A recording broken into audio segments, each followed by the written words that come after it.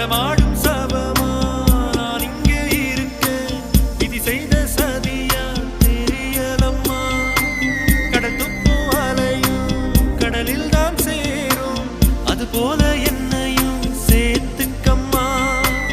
உன் பிள்ளை என்று ஊர் சொல்லும் போது எனக்கே நான் யாரோ என்றாகி போனேன். மொத்த சொந்தம் நீ இருந்தால் போதும் அம்மா.